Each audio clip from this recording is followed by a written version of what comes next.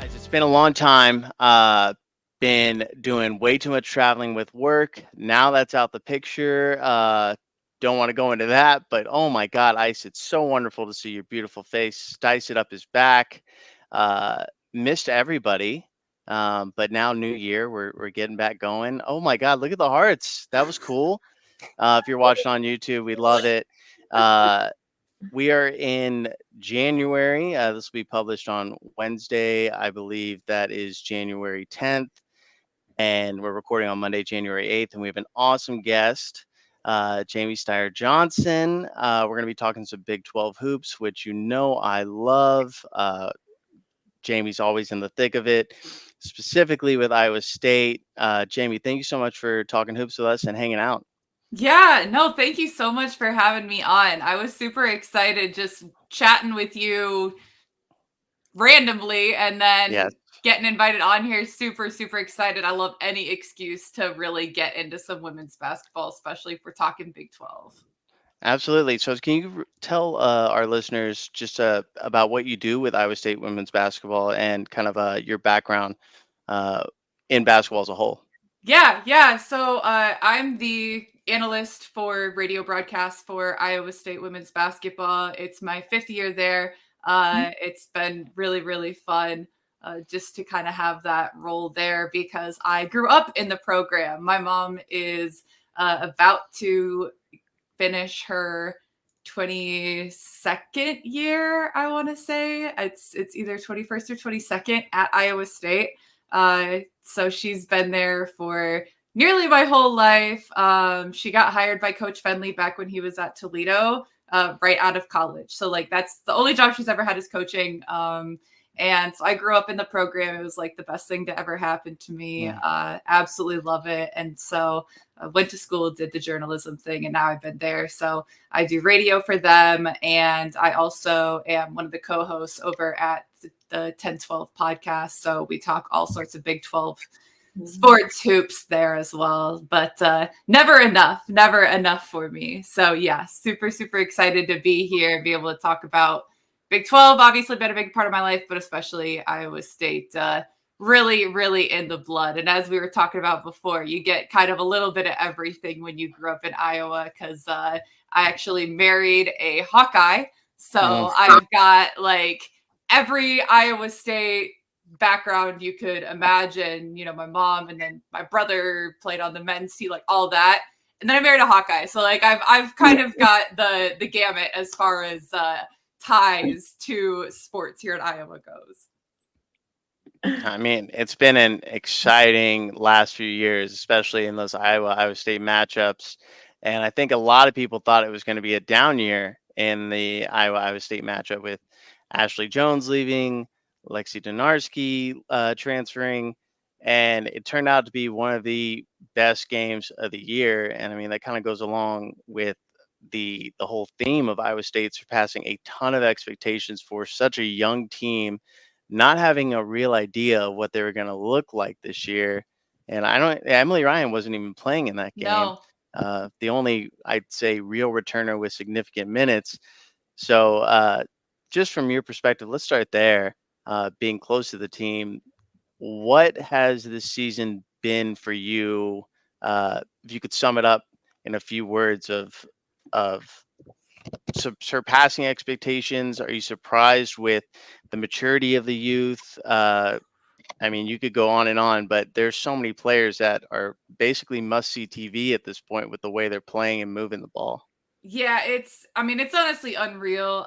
This was a season unlike any other in, Coach Finley's time at Iowa State for several reasons. Obviously, the amount of new players on the roster, the amount of turnover, because in addition to the freshmen, you've got a couple of transfers. And so that's very, very different. But the amount of youth is very different as well. Not often do you in general have a 5-person class, but especially knowing, okay, they're coming in, they're all going to play. I've been saying for over a year now that all 5 of the freshmen were going to play. So even before we knew that there were going to be a couple people leaving, because there were 5 people graduating.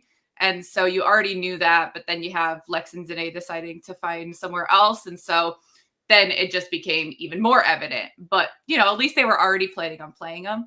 And then the other part of it is that you have a team that's very forward and center heavy, which is very much not like the usual formula for Iowa State. So you already had all the youth, new people, whatever, and then you're also having a composition that's really different. So I have been beyond blown away. I don't think it could have been handled any better, frankly.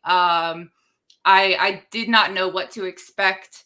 I still don't. You try to go in with no expectations. Especially for me, like I'm very emotionally invested, but I'm not the one like out there coaching and playing. So I try to keep my head on straight. But I just have been so amazed with the maturity of the freshmen coming in, especially like you mentioned, Emily Ryan not playing for the beginning of the season changed a lot.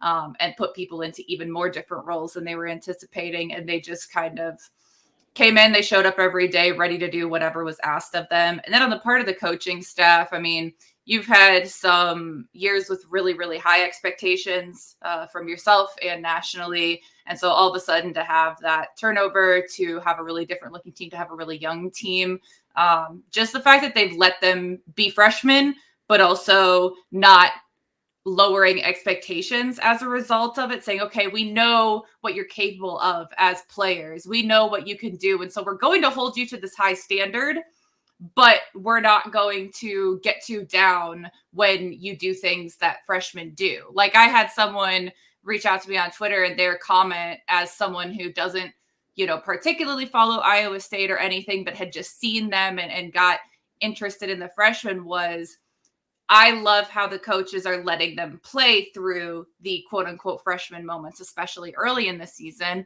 And then all of a sudden you get into Big 12 play and they look ready to play. They look really poised. And it's like, well, yeah, that's why you played through those tough ones, especially in games where you build up really big leads and people were spinning out because, you're giving up all these points in the fourth quarter. And that should have been a 30-point blowout. And they only won by 15. It's like, it's still a win, and you need to learn sometime. That's what I've been saying, is you can't manufacture experience. So It's been wild just to see that, because I knew the potential these players had to some degree, but not what they'd be able to do so fast and how well they've mashed.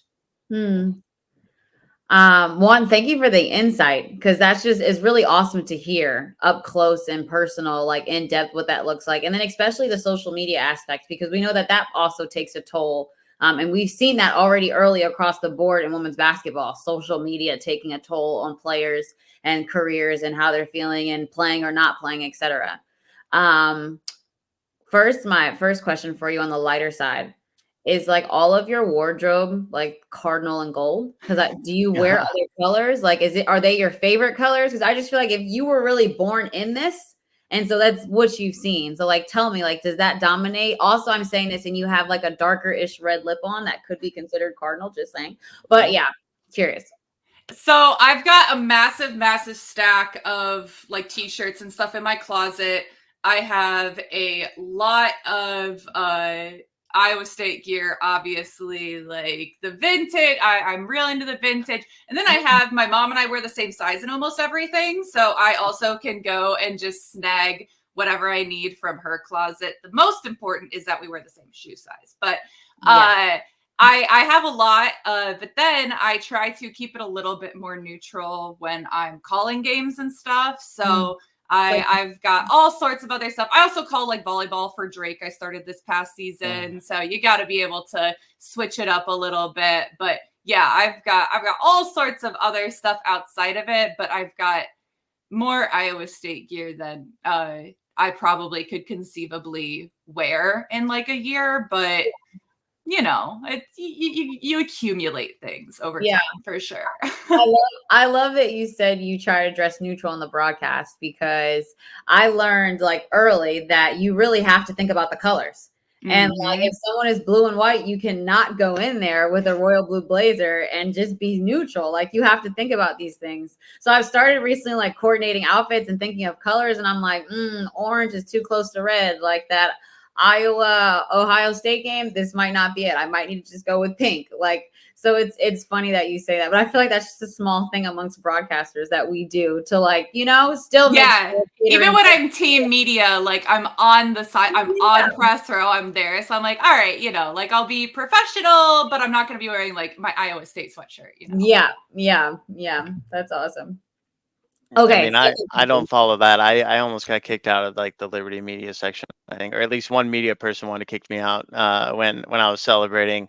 I think it was definitely game 3 when we were winning. I was going nuts up there, and someone's like, "You need to be neutral," and I'm like, "You are only here for the playoffs. I'm here all year." But yeah, I don't follow the rules. That's classic of me. But back to Iowa State. You were gonna ask something nice.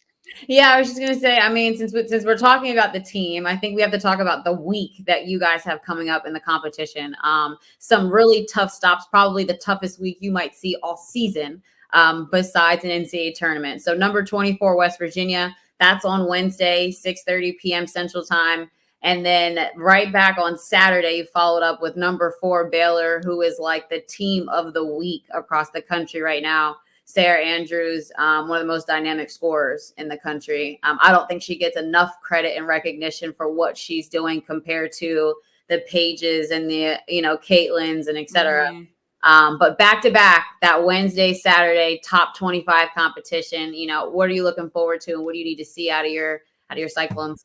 Oh man, it's just such a big opportunity. Like, that's a word that I've been using a lot this season when I'm calling games, because that's the thing, is when there's a lot of unknowns, you could say, okay, well, we don't know, this could go poorly. But on the other hand, you have such a big opportunity to show people what you're capable of, what you can do. And so they've started doing that for sure, with getting wins, especially close wins on the road, wins in tough environments. But this is the big one here, where you have your feet under you a little bit, and you've kind of seen a lot of different styles already, played a tough non-conference schedule, which does prepare you more for the conference season. Like, I don't think that they win all 3 of these close games if they hadn't seen tough competition already.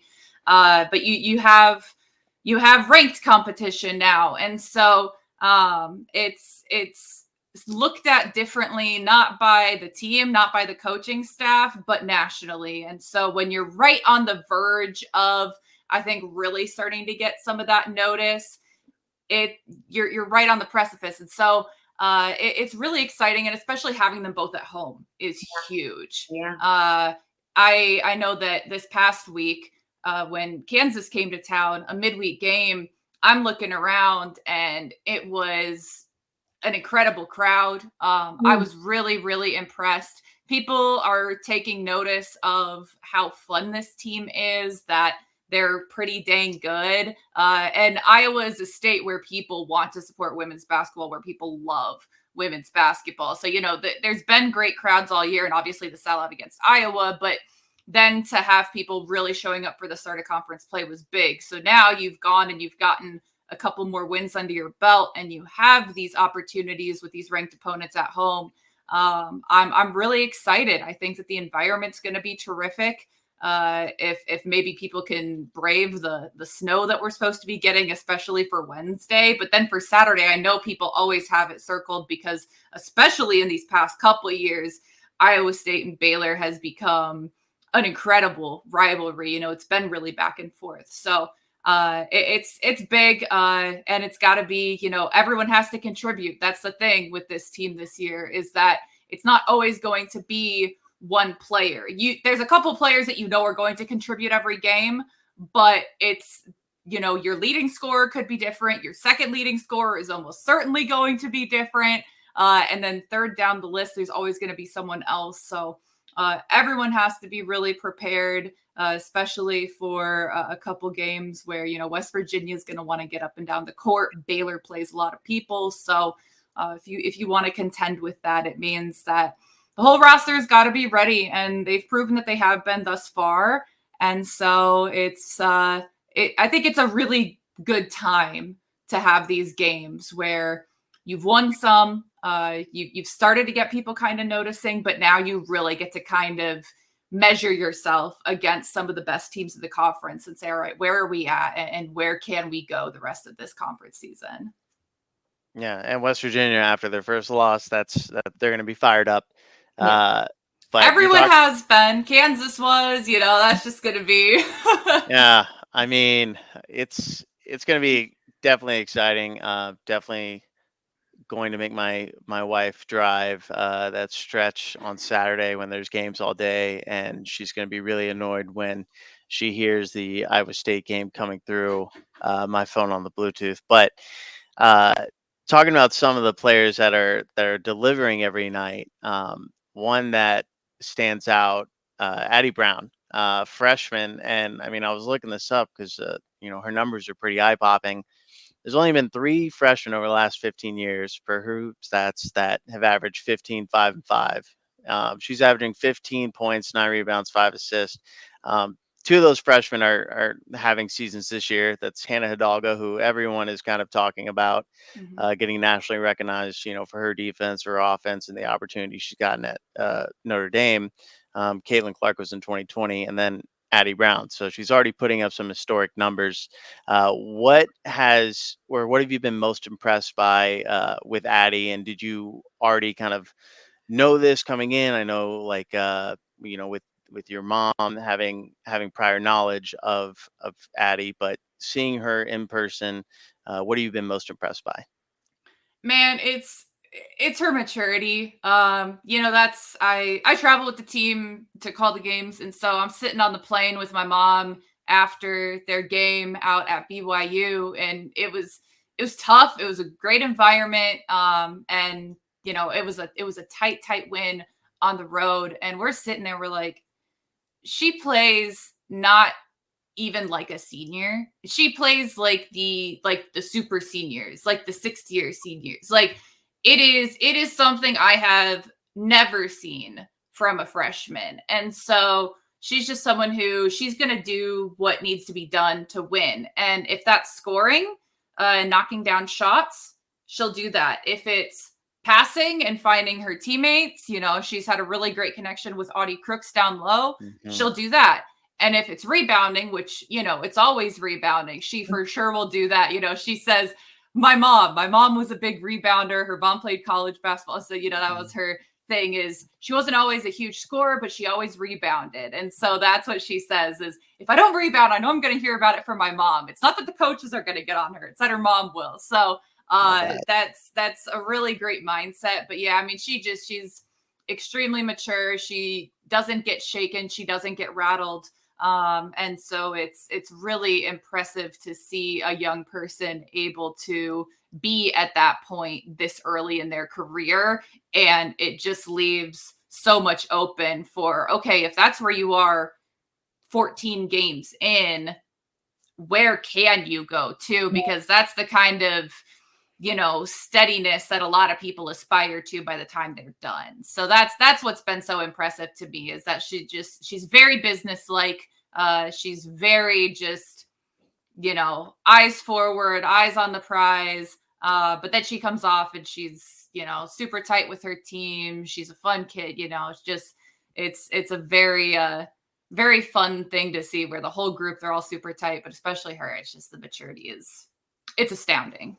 Mm. Yeah, I tweeted during the game. I think it was I mean, because Iowa State built a pretty decent lead, and then all of a sudden, BYU gets it within 4 with like a minute left, and Addie hits a 3, and I tweeted, "Addie Brown, not afraid of the moment." I tweet some bad things about players. I'm like a open book. I'm not always positive because I don't think we should be. I think we should be absolutely equal.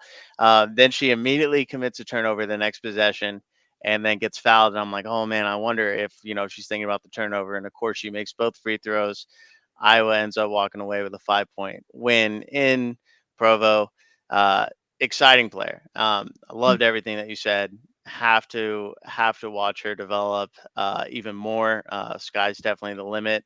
And as a Texas fan, I'm not excited to play against a player like that. I mean, when you got a James Harden-esque step back 3 that's hitting that consistently, um, I immediately love the player. But I wish she was kind of wearing burnt orange, but that's me. Um, all right. So we definitely covered some Iowa State. Want to talk some other Big 12 teams? Want Who to do cover? you, Go ahead. yeah, I want to know, who do you think is the most dangerous team in the Big 12? And I think dangerous in terms of, you may not expect Mm. it, but if they peak at the right moment, is going to be over for a few folks. And so, like, we're seeing Baylor right now at their peak, right? Undefeated, hooping, leading in statistical categories. We've seen Texas at their peak. And then they're trying to find a new peak right now as their team is figuring out what to do without Rory Harmon. But who do you feel like is the most dangerous team in the league, aside from, your team, if you thought so? Yeah. So when I think dangerous, I think, especially if you're looking at long term, going into the end of the conference season, but then postseason especially. And to be really good there, you've got to be balanced. And so there's a couple of teams in the league that are very, very, very good, that are probably going to be at the top of the league, but they maybe are missing one thing. And, with Texas, it's that obviously, especially with Rory out, they're thin the guard core. For Baylor, they don't really have a whole lot of height to them, which is wild considering what Baylor has historically been. But when you look at balance, you've got K-State is about as balanced a team as you could find. And so their big thing has been finding consistency outside of Aoka Lee, because Aoka has been so good, way better than I could have, that I think most people could have anticipated coming off of that injury. She's moving better than she was before she was hurt. And, having that full year to rehab clearly did her a lot of good, and play in more minutes than I probably anticipated she'd be able to as well. So that's huge. I feel like she's on a WNBA push. Oh, 100%. I said coming into this year that I thought she can finish out her college career and be really happy with it. But I thought that was probably kind of where it would leave off. Exactly. Yeah, exactly. I think she told us all, like, I worked in the off season to get my stock up, and she has. Like, I mean, right now, like, the post game across women's college landscape is really deep. We have post players who are extremely versatile, doing different things. But she has definitely, like, pushed her stock. I'm impressed with how consistent she's been as well. And then their team, tremendous defensively. They hold their opponents to 50 points a game. Yeah. She's also, like, defensively, you can tell she's playing both sides of the basketball. Exactly. And watching. Exactly. And so that's where, they have those things. And then they have really great pieces that just haven't always shown up in every game. But if they can get them to show up consistently, then there's not a team in the country that they can't beat. Serena Sundell's an incredible point guard. She's super versatile. She can do so much. She's tall, she's long, she's athletic. And then you've got the Glenn twins, who are terrifying to go up against on defense, I would assume. I know that watching my own team go up against them is scary. And they've got talent on the bench as well. And some really good young talent. They've got Xana Walker, they've got Taryn Sides, and then they've got Sanchez, who really can come in, and she gives them a different look when she's coming in at the 5. So if they can get everyone kind of hitting, and especially if Gabby Gregory can get even close to as efficient as she was at times last year, then they're really cooking. But they haven't quite gotten there yet. And so I think that if they continue to push, they just had, the shooting night of their lives against UCF. They had, one of the Glens went 7 for 7 from the floor. Serena was 10 for 14. Like, that's pretty impressive. So they definitely are intimidating there. And then the other one is kind of a huge question mark now in TCU, where they put together as good of a starting 5 as you could get from the portal. And that's really good, to be clear. But now Sedona Prince is out until who knows, we're looking at potentially 3-4 weeks, not a real timeline given, but she said she'd be back. But that's the biggest loss on the team. She's the most impactful on both ends of the court. So their ceiling is considerably lower without her. But if she comes back and she is actually healthy, she could shake things up a little bit. Their lack of depth is the other thing that's going to limit them. But, they're not probably going to be making a national championship run, but they could knock someone out that was thinking they could. Yeah. Yeah. Good call. I agree. I just while you were talking about K-State, I went and looked and saw how many times I've tweeted my Cats, and I've done it already 8 times this season. I'm obsessed with this team. Absolutely obsessed. I knew expectations for them weren't going to be as high just because they, they didn't make tournament last year. They, got, I wouldn't say walked over, but like they started the season off, pretty well. They beat Iowa last year. Obviously the injury, but I think you touched on it, the length of this team. You see it with the subs that come in too. I don't think anyone has done a better job on Caitlin Clark than Ziana Walker. I mean, I think that was a absolute defensive masterclass. And sure, Caitlin had a much better game. I mean, it's hard to play a team 2 times in a span of like 2 weeks, and you only have like a day to prepare. But I love what Coach Jeff Mitty's done with this team. They look like they're having fun, and yeah, I mean, if Gabby can do just a fraction of what she's been able to do in past seasons, I think sky's the limit. It's been my hottest take all year that the Cats are going to win it all, and I hate saying, I mean, I was all Texas, but obviously Rory changes things. Love the Horns still, but this is my team now. I'm all in. I'm all in on the Cats. Only team to hold Caitlin Clark, like her team at Iowa, under 60 points in her entire time at college. And I can anticipate that won't happen again. Iowa is obviously can score the ball. So I'm all in on the Cats. TCU, you nailed it. The depth is just abysmal. I wagered some big dollar bills on TCU against Oklahoma State without realizing Sedona Prince wasn't playing, and I immediately knew that money was gone forever. Forever. And I mean, it's just like watching them try to score in that second half. It was basically just threes and trying to get to the free throw line. There was like nothing else, and they were chucking. It's like they almost had to come up with a new identity on the fly without Sedona Prince. And I mean, I feel like watching Texas without Rory Harmon, they've been able to do a lot of great things when they've lost their best player.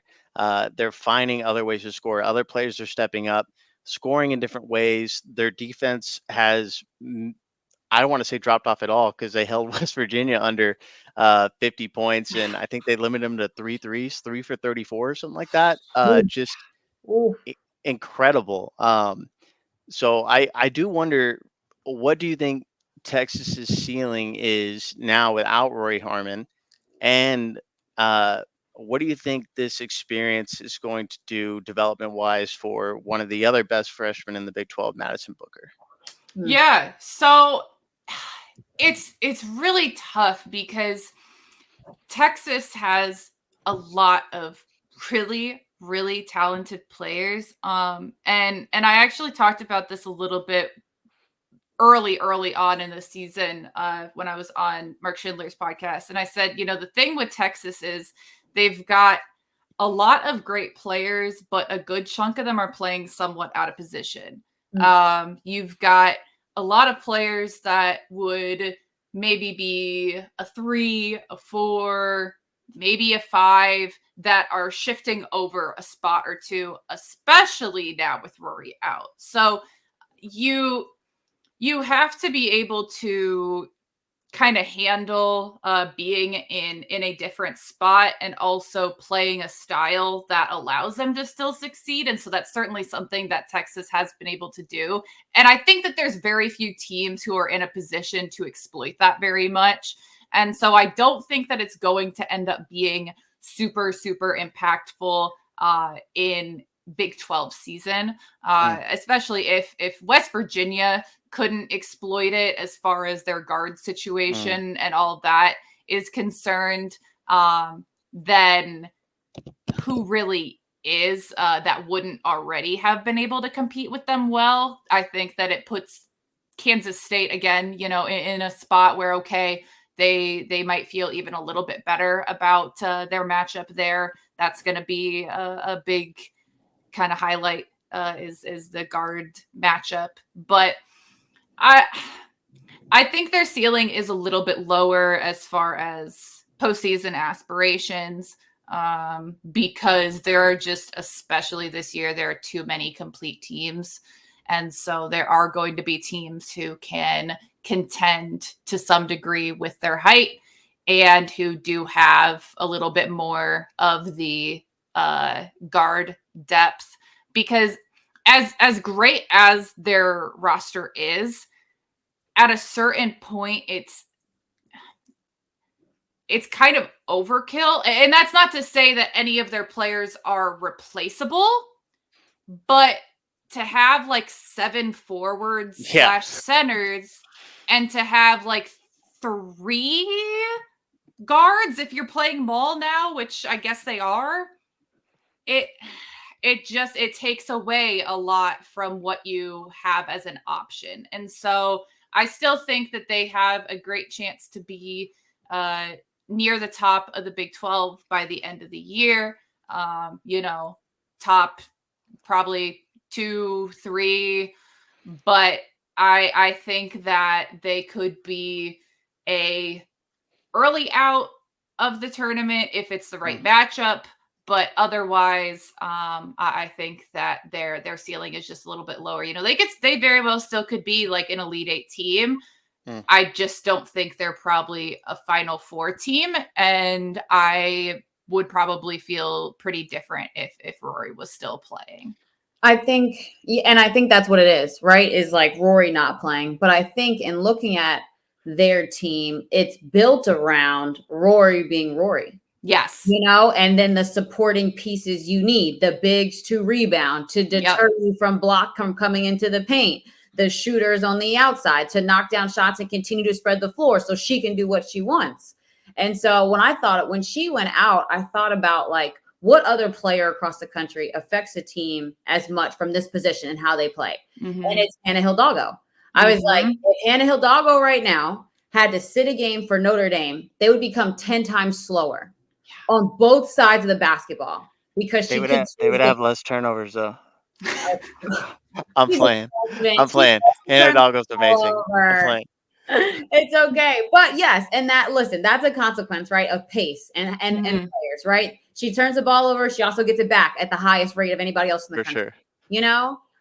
But the same goes for Rory, right? And so I think it's just an example of teams that are built around one dynamic player that's dynamic on both sides of the basketball that controls the pace. And now I feel like for Texas, that's my biggest concern is like, can their pace still be the same? Can they still be as dynamic defensively with these bigger, have to be slower lineups? Yes. And does the execution change because now you need to rely on your size more? You can't rely on someone being so dynamic. Like Shea Gonzalez is good, guys, but she's not the comparison of playmaking ability that Rory is, Yes. And that's giving Shea a ton of credit because this is the second time she's had to step in and kind of, filled this void. And I know it just, Dano and I chatted with her. It just was not the expectation, but a credit to her for being one of those players to share that role and fill that void. Yeah. And I mean, I guess I also didn't address like Madison Booker, she stepped in and she's running a lot of the point there. And so it's going to be really big for her development.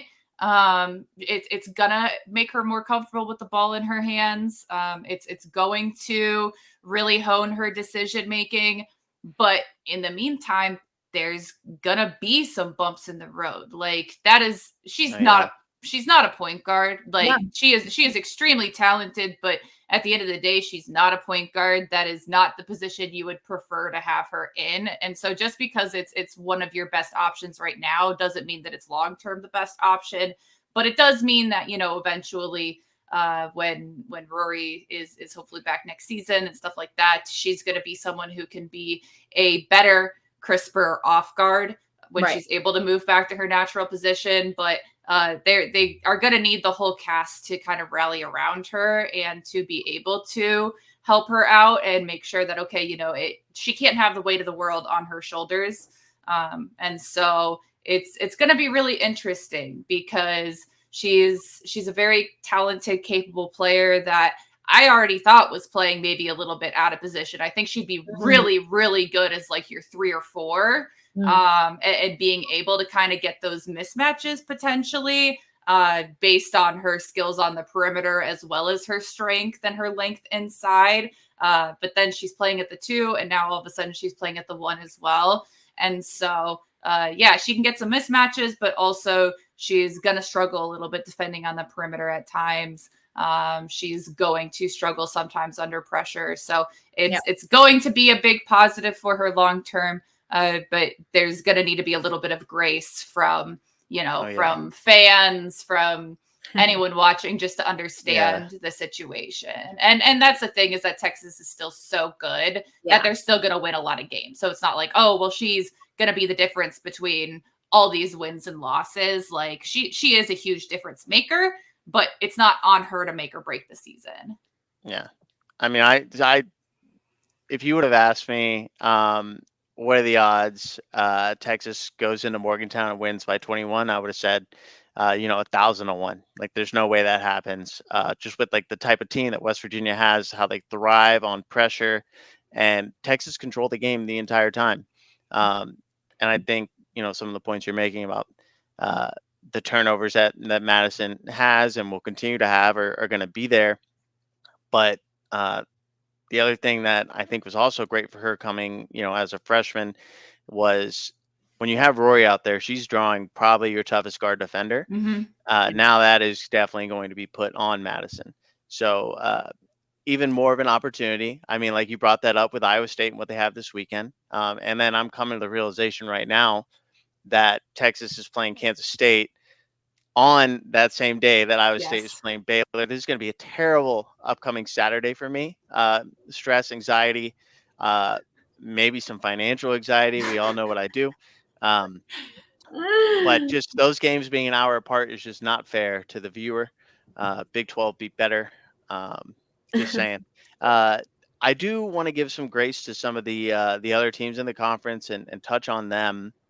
I don't know if you've had too many chances to watch some of the other teams. Obviously, you watch BYU, but there's Cincinnati, OU. They played this weekend. UCF. They also played against OU this weekend. Who did UCF played against Kansas State? Yes. I'm trying to think of the other teams. I am blanking out on. The Cowgirls, who got a win at TCU, but I can probably put an asterisk on that. You got to see them up close and personal. I loved them last year. They were a crazy second half away from taking down Miami. I think they were up 19 in the NCAA tournament. That was a horrible letdown, but I do love what Coach JC does. I think she's a great coach. I just think her offense thrives when she has a playmaking guard who can also shoot, and I think that's kind of what they're missing this year with the inconsistency of Anna Gradassy, but I think she's still great. What do you think that team is still missing right now? I mean, what they're really missing is some of their players that they had to start the year that they no longer have, right? Yeah. You've had Chandler Prater going down to a season-ending injury with her Achilles. That is a really tough blow. And then I can't even begin to speculate. Like, I wouldn't either way, but you've had a couple players step away from the team in some capacity. Kennedy Fauntleroy announced that she's not coming back. Brandon Jackson played fairly limited minutes early, but very early on, she was injured, presumably, and then hasn't been around the team either. So that's really tough, because now you're contending with a lack of depth on top of everything else. And so that changes things a lot.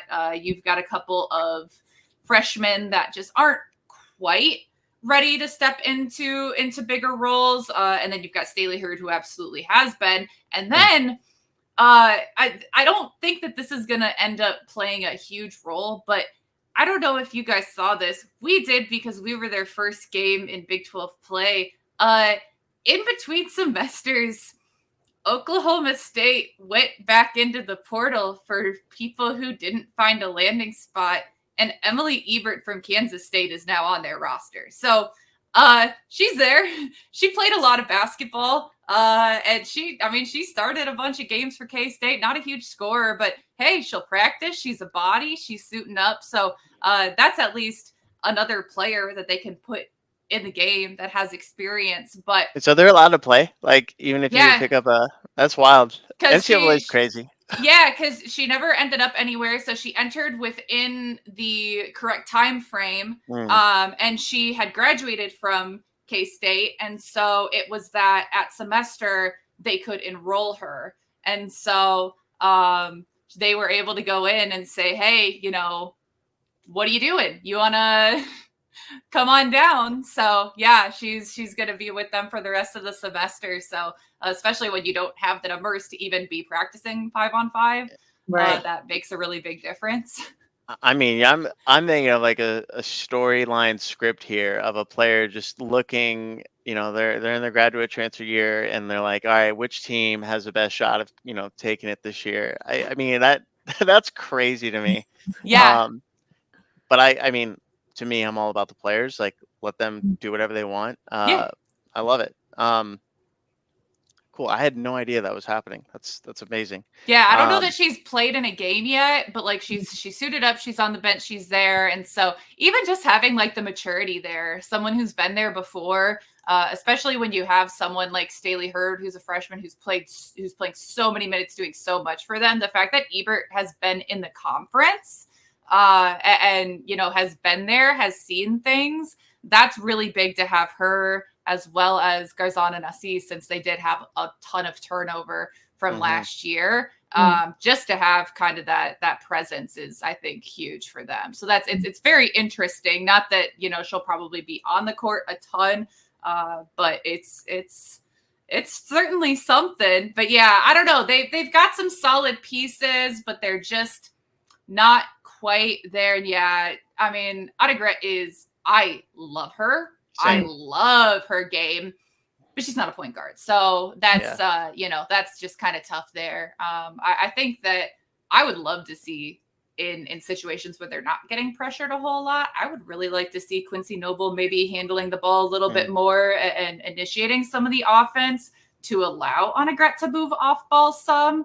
But I also understand why they prefer to have her in the off guard position. I just think, hey, you know what? At this point, like, why not change it up a little bit? Yeah. I mean, the expectations aren't like super crazy, but I definitely don't see them beating teams like Texas this year. No. I'm trying to think if they had any other big Big 12 wins last year. I think they beat Oklahoma once, but obviously this Oklahoma team is a lot different than previous years. You lose a player like Maddie Williams and Taylor Robertson. It's going to be tough, especially in that system. I had the privilege of wagering money and watching them miss 27 straight threes. It brought back Houston Rockets Game 7 Golden State Warriors memories. It was tough. But enough about that. One of the final questions. Iowa State, like you said, played a great non-conference schedule. They played teams like Syracuse, Vanderbilt, Drake, Iowa. Outside of like Caitlin Clark, who is obviously a awesome player to watch live, who are some of the other team or players from across the country that you really enjoyed getting to see up close and personal? Oh my gosh. I mean, I think I first want to say how we knew that, okay, this was going to be a tough non-conference, especially going out and knowing, all right, you're playing some high major schools at your Thanksgiving tournament, which usually your expectation is you'll play like one high major and one mid major. And that's not how it panned out since UNI was out there. But I don't think that most people anticipated how well Syracuse and Vanderbilt were going to be playing to this day. I've been really impressed with them on the whole. Yeah, But go Orange. Go Orange. gosh, they've been so impressive. But I mean, when you look at the kind of rosters they have, the kind of players they have, it's not that shocking. But man, Deja Fair is incredible. Just she has. I've talked a lot recently with various people about like the kind of killer instinct that some players have, some players don't. You know, you can be an extremely high level player, but maybe not have just that know-how, that grit where, okay, whatever has to be done, I'm going to do it. And Deja Fair absolutely has it. The supporting cast she has around her is really impressive. Georgia Woolley, she's kind of been up and down a little bit, but when she plays to her capabilities, she is an extremely dynamic player. She's really fun to watch. She's got good length to her. And then obviously when you're talking about a Deja Fair, when you're talking Syracuse, and then when I also mentioned Vanderbilt, what am I going to do but mention Jordan Cambridge? I mean, gosh, she was so impressive as well. That was a team that is young and was missing their first team all Big 12 point guard, struggling a little bit against really, really talented, mature guard-led teams. All right, understandable. But I mean, she was incredible as well. They are so fun to watch. Really enjoy that. And then I am at my core a big fan of post play. And so I really enjoy a good post player. And so it's been fun just to see the diversity, which I know you kind of mentioned. There's so many really good post players doing it in different ways. And so that's part of what I'm so excited with in this Big 12 slate this year, where you have a lot of very, very different kinds of post players. You have Aoka Lee, who I will continue to say I absolutely adore. I'm hoping to see Sonata Prince back on the court because I was really excited to see her against high level competition. She obviously took a huge step forward, even with the lack of really big high level competition in their non-conference slate. What she was doing was still, leaps and bounds ahead of what we mostly saw at Oregon. Her presence is a lot of the reason why the rest of their offense was able to open up so much, why we might see Madison Connors struggle a little bit more without her there to suck the defense away. But really, really like her. And then obviously Texas has a whole laundry list of people that can succeed inside. And then even at Baylor, Joanna Edwards is so fun for, being a little bit undersized height-wise, but just the talent and her determination. She is very much a willing her team forward, willing herself to do things. And so it's crazy. She's brilliant. So those are all really, really fun. And then, hey, even, teams like UNI, they had one of the toughest non-conference schedules in the country.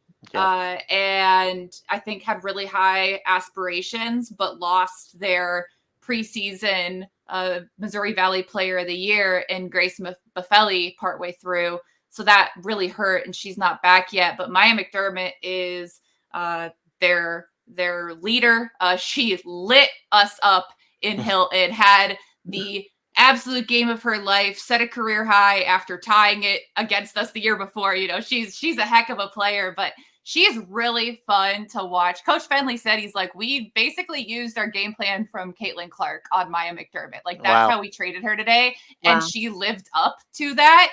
And she's not going to do it every game. But when she's on, boy, she is on. She can shoot it. She can handle the ball. Against us, she was going inside. She was coming outside. Like, I think she is a very, very fun player. And again, she's a local kid. She's from Iowa. So there's been so many players that I've been really lucky to watch in person and will continue to be able to see them. So it's man. And then not even getting into all the freshmen, going out to BYU, seeing Kaylee Woolston, seeing Amari Whiting, like what they did. I was really impressed. I didn't expect Amari Whiting to be where she is now yet. to really be leading that team, to show the kind of composure that she did in that close game late. She's coach's kid, so Yeah. we know how that goes a little bit. She knows the game. She's got a good high IQ, Yeah. but no, I mean, there's I could go on for the next hour and like name a guy, but it's been really, really fun to watch. Love that. Love that. We thank you. Where can, if we want to listen to you call games, where can our listeners do that? Sirius. So it's through our local affiliates, but then it's also on the Varsity Network. So we're a Learfield affiliate, so you can use the Varsity Network app. You can also go just onto cyclones.com. If you go into the schedule, they always link the online broadcast on there, so make it pretty easy for you. And then we're back recording weekly on the 10-12 podcast as well, so you can find me over there talking, Big 12 basketball, whatever. Love that. We'll add some links in there, and I'll make sure to go listen to the 10-12. I can't believe I wasn't already. Shame on me. But I gotta drive 30 hours to New York this weekend, so I'm gonna be really annoying. I mean, my wife loves hoops, but she loves watching, probably not as much listening. So she's gonna get a full douse of the 10-12 this weekend. There you go. Thank you so much for hanging out with us, talking hoops. I just wanted to say I will see you soon. I have sorry. I thought I would see you soon, but I'm not going to see you soon. You just pump fake live on the pod. Just pump faked. Yeah, I'm sorry. We got to cut this part. So sorry. But yeah, I literally we're manifesting. Yes, manifesting sometimes. I was looking and I was like, I have an Iowa game. And I couldn't remember which one. And I couldn't remember which one. So I was like, let me go and double check. And it's not coming up. And I was like, oh no, it's the other one. As I was checking, I was yeah. Sorry. Well, Ice, we just gotta make a trip out to Ames. I've been telling a good buddy of mine that I'm gonna make it out there for a game, and now that we know Jamie, we gotta go. We got to see the most exciting freshman core in the nation, probably. Got to see it. But thank you again, and yes, we're manifesting. Ice calling a game. Then it's gonna be a really tough dilemma for me. Which one do I listen to? I don't want to think about that. Problem for future me. But yes, Big 12 Wednesday and Saturday. Get ready, people. And catch Jamie. We'll post all her links below. Thanks for hanging out with us. Yeah, thank you guys. Really appreciate it.